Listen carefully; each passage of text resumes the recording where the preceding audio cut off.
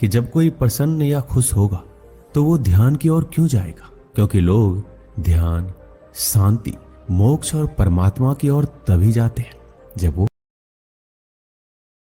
दुखी होते हैं। और जब वह दुखी है तो ध्यान कैसे कर सकते हैं। और वहीं पर कहते हैं कि ध्यान करने के लिए मन शांत, सुखी और खुश होना चाहिए। तो शुरुआत कहां से होगी, क्योंकि दुखी व्यक्ति ही ध्यान की ओर जाता है, क्योंकि वह दुखी है तो ध्यान नहीं कर सकता। और अगर सुखी होगा तो भला ध्यान क्यों करेगा। बिल्कुल सही है कि अगर किसी का मन प्रसन्न होगा, खुश होगा, तो वह ध्यान और खोज की ओर क्यों निकलेगा। लेकिन अगर यह सब उसके पास है और वह फिर भी ध्यान खोज की ओर निकलता है तो वह व्यक्ति बड़ा ही बुद्धिमान है। जैसे तथागत गौतम बुद्ध, उनके पास सब कुछ था, खुशियां थी, सुख था, धन था और दुख से वह अनभिज्ञ थे। लेकिन फिर भी उनके जीवन में दुख आया। उनका दुख ये था कि सभी बीमार पड़ते हैं, मैं भी बीमार पड़ता हूं। सभी बूढ़े होते हैं, एक दिन मैं भी बूढ़ा हो जाऊंगा। सभी मरते हैं और एक दिन मैं भी मर जाऊंगा।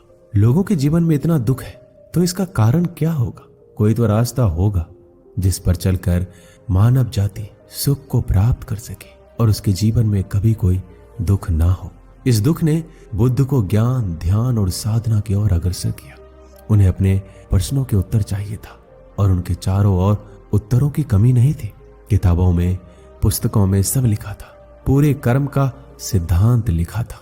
कब किसको क्या दुख मिलता है, जीवन कैसे उत्पन्न होता है, कैसे समाप्त होता है, हम बूढ़े और बीमार क्यों होते, क्यों मर जाते हैं, इन सब सवालों के उत्तर किताबों में लिखे थे।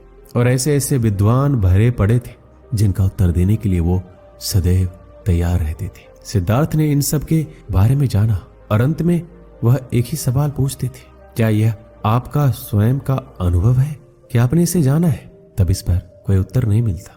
वे सब संदर्भ देते थे कि उस पुस्तक में ये लिखा है, उस पुस्तक में वह लिखा है, उस गुरु ने ये बताया, ऐसा कहा जाता है, ऐसा होता है।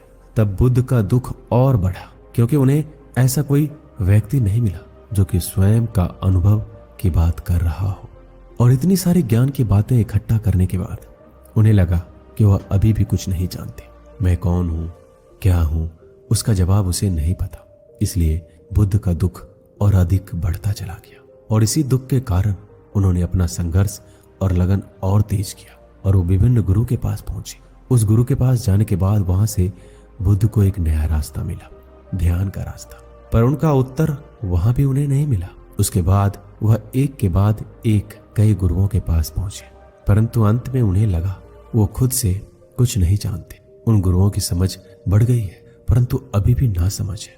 ऐसी बहुत सी चीजें हैं जो समझ से परे है। उन्हें कहीं से कोई रास्ता नहीं दिखाई दिया तो बुद्ध ने प्रण किया कि वह घोर साधना करेंगे और सत्य को जानकर रहेंगे। और इस वक्त उनका दुख चरम पर था। बुद्ध ने घोर साधना की। वो धीरे धीरे अपना भोजन कम करने लगे और अंत में पानी पर निर्भर रहने लगे। फिर बुद्ध ने पानी को भी त्याग दिया, अन्न जल को भी त्याग दिया। उनके शरीर में केवल हड्डियां ही बची थी। और इतना सब कुछ करने के बाद भी अगर आपको पता चले कि आप कहीं नहीं पहुंच रहे हैं तो आपको कितना दुख होगा। यहाँ तो हम लोग छोटी मोटी चीज में भी दुखी हो जाते हैं। ऐसा क्यों हो रहा है, इस मुसीबत से मैं कैसे निकलूंगा, मेरे ऊपर बहुत बड़ा पहाड़ टूट पड़ा है। और हम ये कहकर हार मान लेते हैं और उस काम को छोड़ देते हैं। कभी आपके घर में आपकी किसी से लड़ाई हो जाए, बाहर किसी से झगड़ा हो जाए तो आप ऐसा महसूस करने लगते हैं। आप ऐसे हो जाते हैं मानो आपको आत्महत्या कर लेनी चाहिए। आप इतने तनाव में आ जाते हैं, हम सोचने लगते हैं कि अब जीवन में जीकर क्या फायदा है, ये सब बेकार है, संन्यास्त होकर मोक्ष की ओर निकल जाना चाहिए। बुद्ध के साथ ऐसा हुआ था कि वो अपने कठोर साधना के दौरान वो जीवन और मृत्यु के बीच में डोल रहे थे। वो लड़खड़ाए और गिर पड़े, लेकिन तब भी उन्हें उनका उत्तर नहीं मिला। बुद्ध दुख और सहनशीलता की सभी हदें पार कर चुका था। लेकिन तभी एक सुजाता नाम के लड़की ने बुद्ध को खाना खिलाया और बुद्ध से कहा, आप इतने गहन कठोर साधना करके क्या खोज रहे हैं। बुद्ध ने कहा, मैं सत्य को खोज रहा हूं। सुजाता ने कहा, हे संत, कुछ भी खोजने के लिए शरीर का होना आवश्यक है। अगर शरीर ही नहीं रहेगा तो क्या खोज पाओगे। ये एक छोटी सी बात थी। किसी विद्वान ने नहीं कहा, बुद्ध को किसी गुरु ने भी नहीं बताया। एक बिल्कुल साधारण सी लड़की ने कहा कि हम जो बरसों से वो सब कुछ खोज रहे हैं वो सभी इसी दरवाजे के अंदर है। और हमारे पास कुछ शक्ति ऐसी है जो एक बिल्कुल छोटे बच्चे के पास होती है। हमारे हाथ में एक रबर का हथौड़ा है जिससे हम उस ताले को तोड़ने की कोशिश करते हैं। तो हम जब दुखी मन के साथ ध्यान करते हैं तब हम वो एक ही दायरे में बंध जाते हैं और हम उससे आगे बढ़ ही नहीं पाते। लेकिन जैसे ही आपके मन से दुख चला जाता है, आप सब कुछ छोड़ देते हैं, इच्छा, वासना, काम, क्रोध, लालच, तब आपका मन शांत हो जाता है। तब आपको दिखाई देता है वास्तव में वहां कोई दरवाजा नहीं है, ना कोई ताला है, वहां कुछ भी नहीं है। वहां पर वास्तविक ध्यान घटित होता है और इस ध्यान में आपके अंतर्मन की सब बुराइयां एक एक करके बाहर निकलती है। और ऐसा नहीं है कि सिर्फ बुराइयां ही निकलती है, अच्छाइयां भी निकलती है, लेकिन वो अच्छाइयां आपकी ताकत बन जाती है। आपने समुद्र मंथन के बारे में सुना होगा और आपको ये भी पता होगा, समुद्र मंथन के बाद उसमें से विष निकला था और साथ ही अमृत भी। उसी तरह आपके अंतर्मन से बुराइयां भी बाहर आती है, साथ ही अच्छाइयां भी बाहर आती है। परंतु हमने अपने अंतर्मन में सबसे ज्यादा क्या इकट्ठा किया है?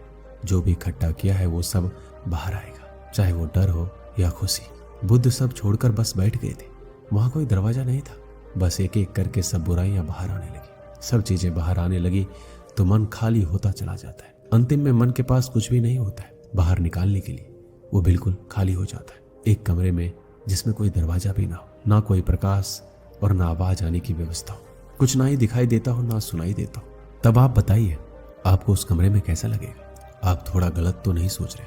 आप जो सोच रहे हैं वो नहीं है, बल्कि वहां पर आपको डर लगेगा, आप घबरा जाएंगे, आप जल्द से जल्द वहां से भागने की कोशिश करेंगे।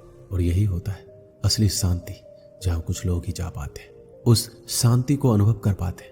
लेकिन जब आप उस शांति से मिलोगे तो आप डर के मारे फिर से उन्हीं जंजालों में, उन्हीं उलझनों में, उन्हीं चिंताओं और परेशानियों में जाना चाहोगे जहां से बचकर आप भाग रहे थे।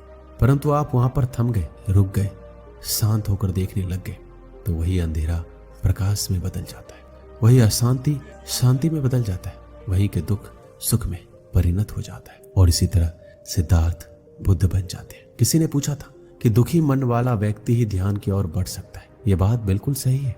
दुख हमें सिखाती है सही रास्ते पर चलना, लेकिन इन दुखों को लेकर आप ध्यान के मार्ग में ज्यादा दूर तक नहीं चल सकते और दुखी मन को छोड़कर ही ध्यान में उतरा जा सकता है। परंतु इस मार्ग में शुरुआत में आप जैसे चाहे वैसे आए, कदम तो बढ़ाए, चलना तो शुरू करें। रास्ते में कांटे भी मिलेंगे, फूल भी मिलेंगे, पर अपनी जीवन को छोड़कर इन सब चीजों में मत पड़ना, क्योंकि हमारी कोशिश उस स्तर की नहीं होती जहां पर पानी उबल जाए। हम उस चरम सीमा में नहीं पहुंच पाते।